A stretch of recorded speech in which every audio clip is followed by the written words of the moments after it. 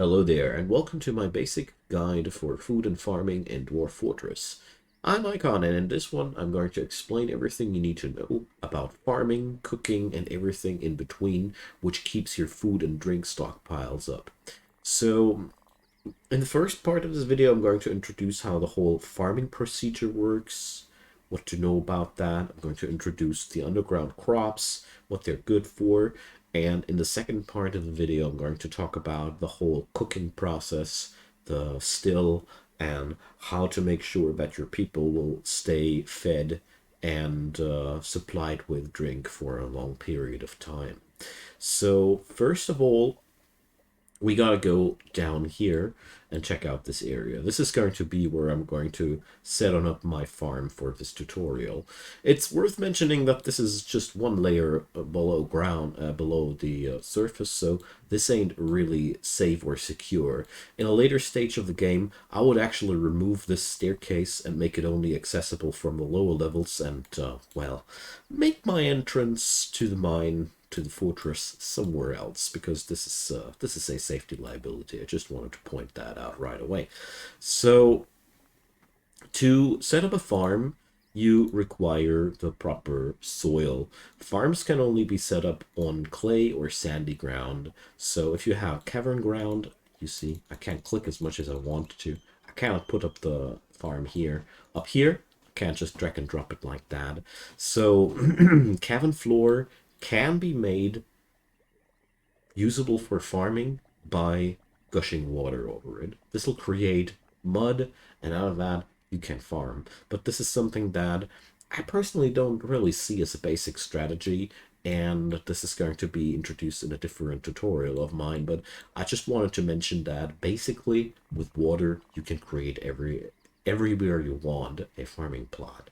It's just a little bit more risky. That's why I don't see it as a basic situation to deal with, because fun with water is fun with water. So, when it comes down to the farm, well, you might ask yourself, how much farming space do I actually need? So here for the fun part, this one tile would be really enough to feed our entire population right now. This here, a 3-on-3 tile, is going to be roughly enough for 100 dwarfs if tended properly, and the entire 5-on-5 grid that I got here would be enough for something around 200 to 250 dwarfs, depending on your fertilization. I've put a link to the Dwarf Fortress wiki which has a table of how much fertilizer you need for what kind of sized field, so I really found that some extremely useful background information. So to put things easy, we're going to work on with a 3-on-3 grid at first on, because that's easy to manage and it's not too complicated.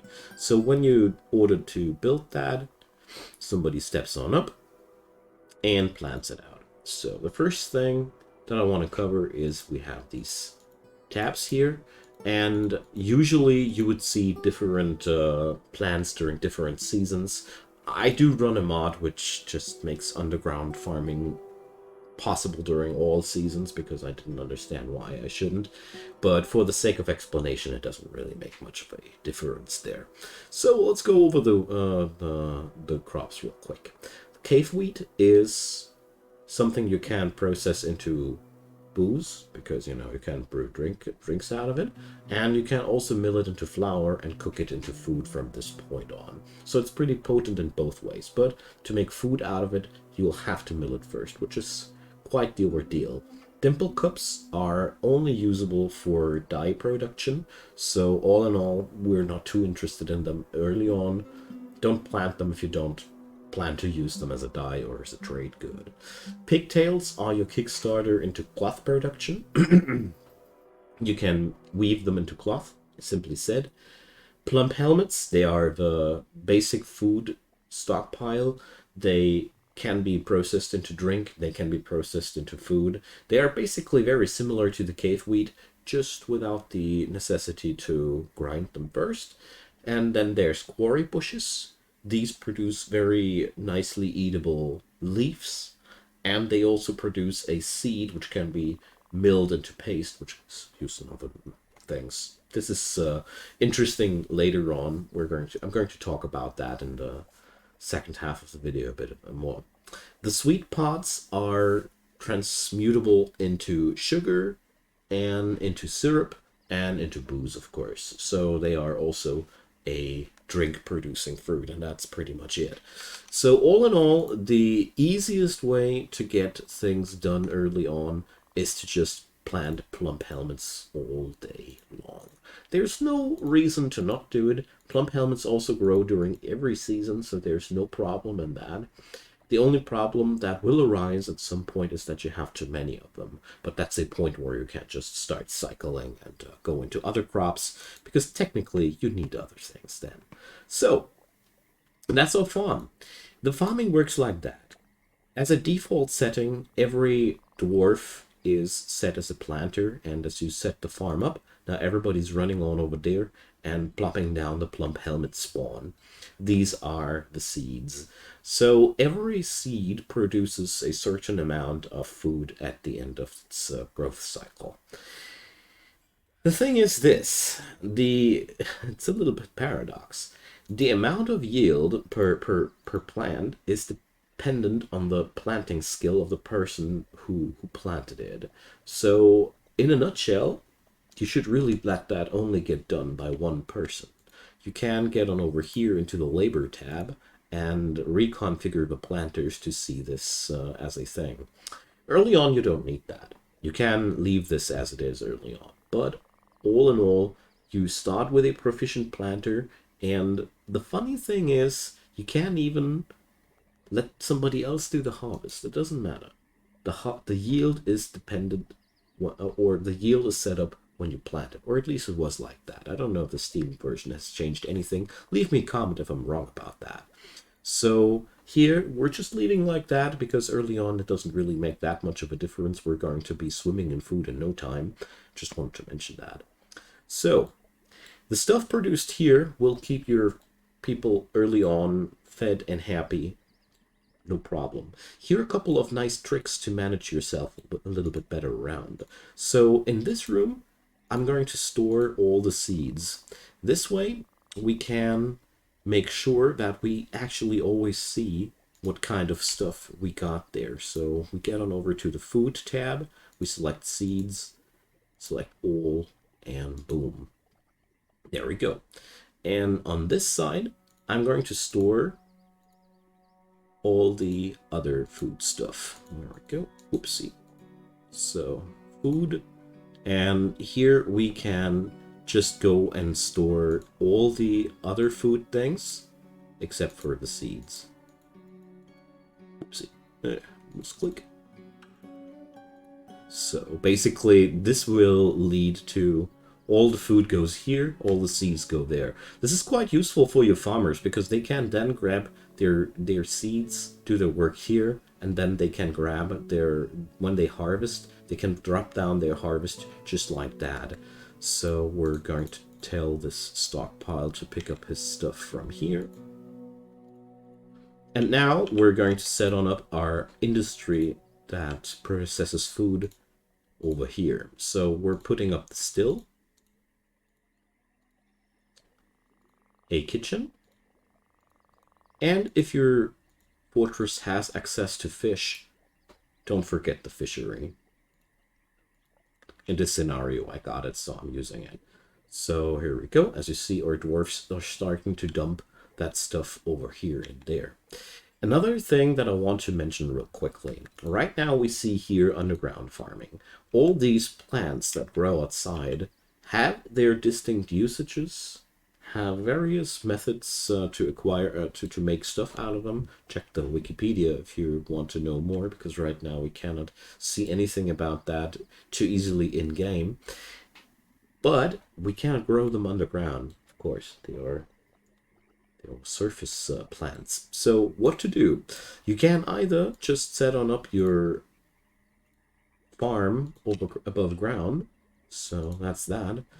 This is dangerous though. You're risking the life of your dwarfs. So you either wall it off and make it only accessible from underground or stuff like that. Get creative with that, or use one wise thing Every underground spot that has ever seen the light of day is able to grow top fruit, surface fruits. So basically, if we would be punching a hole on over here into the ground, I'll show you via the channeling command. Then you see that down here, this place here is now seeing daylight, and from this point on, this way, I should rather say, you can make sure that your folks will be able to grow these plants also underground. That's one trick, but you should be careful about that because, you know, the more openings you have above ground and stuff like that, the more vulnerable you give yourself. But I just wanted to pinpoint that out. So, that's pretty much what you need to know about farming. There's really not that much more to it. Your dudes will do their thing, but the next thing before we transition into the cooking and all is I want to talk about the seeds here for a moment. In your stockpiles, you can see that you got yourself some seeds. These are, well, like you would have thought, what you need to do the agriculture. The thing here is as follows.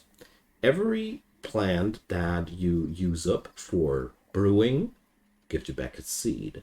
Every plant that you mill gives you back its seed, but every plant you cook destroys their seed. So with a plump helmet, therefore, in the very early stages of the game, it's really important to take care of that. And take care that you don't cook them accidentally. So we get on over here to the kitchen tab, and as you see here, we're going to forbid them to cook the plump helmets because we really don't want that. Make sure that that here there's nothing getting cooked that you don't want to. Okay, so with that, we're already 1 foot into the topic of food processing. So we've set up our little enterprise here, and all the people working on here are quite productive as they are.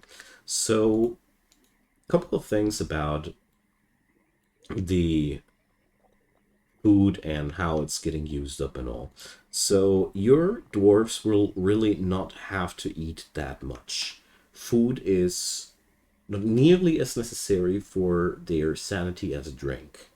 All in all, they will also eat raw stuff if there's raw stuff. But of course, meals and the like make them happier, so we should better provide. What I personally like to do at the still is to make sure that we have automated work orders running for the drink. It's up to you how you configure them to let your still work if the drinks fall below a certain level, if you want to just ferment everything that you have on your hands. Personally, I'd recommend if you're new to this, then set it up like I'm doing it here. This is processing all the stuff immediately at once it's available. So whenever we have drink from fruit or plant available, we're cooking away and brewing away. And over here at the kitchen, we're configuring the preparation of easy meals whenever we have less than 20 meals, we're producing new. So these configurations are not ideal. They will lead ultimately to a point where you produce too much alcohol. One thing about food is getting stored in barrels or in pots, and if you don't have a barrel available, you cannot brew any booze. Another problem, if you don't have any barrels available, you won't be harvesting your fields because the mushrooms will be also put into barrels. So, long story short, you gotta be careful that you don't produce so much that all your barrels get filled up with stuff that you don't want to produce. Therefore, it's really important that at the carpenter's workshop, a setup like this to make barrels whenever they run low is quite substantial. You can alternatively, of course, use rock pots and the Dwarf's workshop. They technically serve the same purpose, but they are heavier. They're for a little bit worse to haul. And the other option would be metal barrels, but like the name implies, they are quite costly. So however you want to pull it off, all in all, these methods will give you the containers you need, and ultimately you will want to cycle through the production on your farms, because if we keep this setup running as it is right now, what will happen is we're going to be producing each season more plump helmets, because it's a quite simple thing. Every plump helmet will produce 1, 2, 3 or so plump helmets, and once this fills up, we'll be producing more than we are investing, and our seats will pile up. And yeah, at some point, we will have way more of the stuff than we want to. If this ever happens to you, you can check it out here in the stockpiles. There's your fish and all the other things. It's a little bit hard to find sometimes, but here, plants, that's where I wanted to get to. The easiest way to deal with overproductions of plump helmets is to start using them for cooking at that point. You just should take care that you don't destroy your seeds to begin with. Another version, what you can do when your plump helmets are taken over, start varying your grains. Start planting out some pigtails to kickstart your clothing production or the like.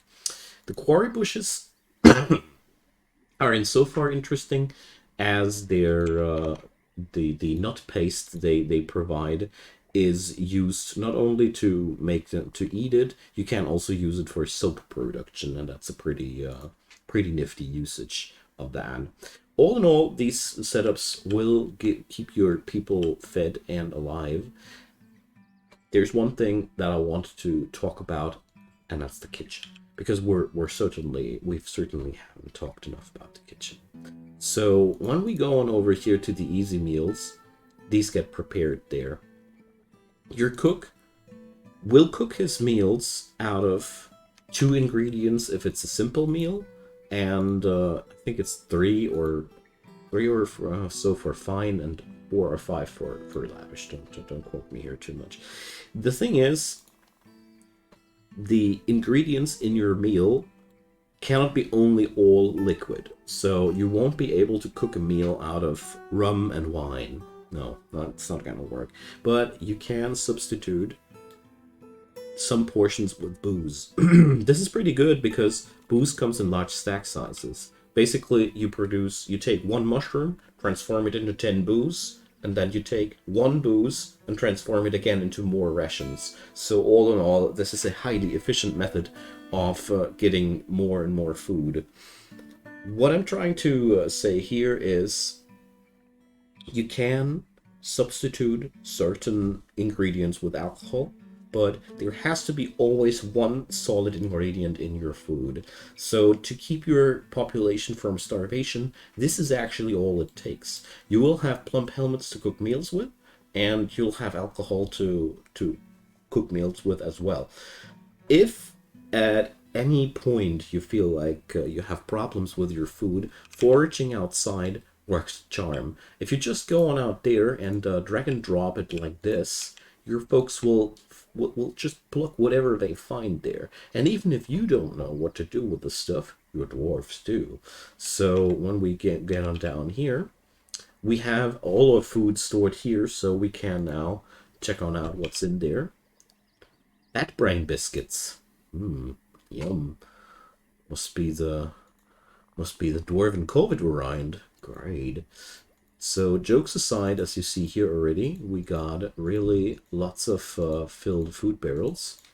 Dwarven ale and pond turtles, white millet plants, long yam plant, and all these here will now get processed by your kitchen as well. Once you have them, they also show up in your kitchen as processable things. That's a pretty nifty thing to know.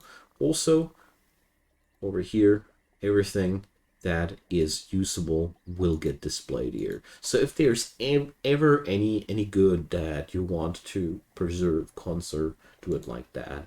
And to make sure that your people don't produce too many meals or cook away all of anything, this is a pretty nice fail safe because it will turn off the kitchen once it has enough.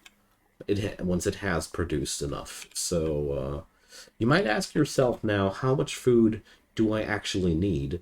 That's a pretty easily answered question. So give me a second. Your dudes don't really need that much food. They gotta look up the number.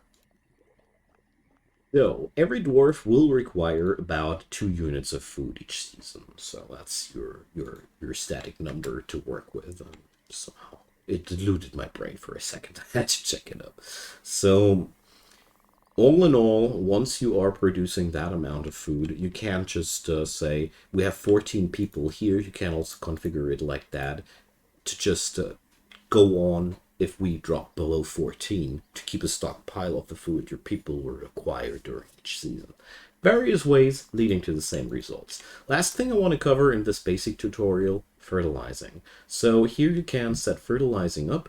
It's very simply explained. When you fertilize, the yields of your fields will grow up, and how much you'll need, like I said, check out the link I have in the description box below. How to make fertilizer, it is quite simple. First off, you need a wood furnace to create ash there, and then this ash gets transformed into potash at the ashery. The ashery would also create potash out of lye, but don't do this because the recipe is quite unfavorable. Lye is more needed for the soap making. It's just one alternative if you ever have too much of this stuff, I guess. But all in all, fertilizing, go for ash, transform ash into potash, go fertilizing. That's the easiest way of getting that done. Of course, there's a lot of other things we could talk about, and that's what I'm going to prepare for the next tutorial, because there's still, I haven't talked about butchering, tanning, small vermin, and well, there's a couple of things that you can't see here that I haven't touched here yet, and I think there will be an advanced tutorial, of course, but not at this point. I hope this video gave you all you needed to understand how these things work, and this simple setup here will provide everything your folks need to keep them alive. Right here we are a little bit low on drink, but that changes now once the first harvest of plump helmets gets processed here. And due to this little setup here, it's all quite effective and efficient because people don't have to run around for super long. If ever you have the feeling that something doesn't work, check out if you have enough ingredients, check out if you have enough containers, check out if you have enough people assigned to the workshops, or if your work orders aren't working for whatever reason. Right, so I hope you found that helpful. Leave me a comment down below if you have any further questions, if you have any good tips and tricks or any additions to that, because man, this game is deep, and there's surely a lot to add here, but I'll leave that to the kind community. Leave me a thumbs up on that video if you enjoyed, and consider subscribing. There's daily content coming up from my side, and if you like that one, chances are you like the rest as well. And you also will find a couple of support links in the description box below. There's Patreon, PayPal, and Buy Me a Coffee, and I'd really be happy if you check them out. I'm a free content creator. I have no big sponsors behind me. I only got this awesome community which supports me, which I'm very grateful about. And yeah, keep going, folks. Have a wonderful day.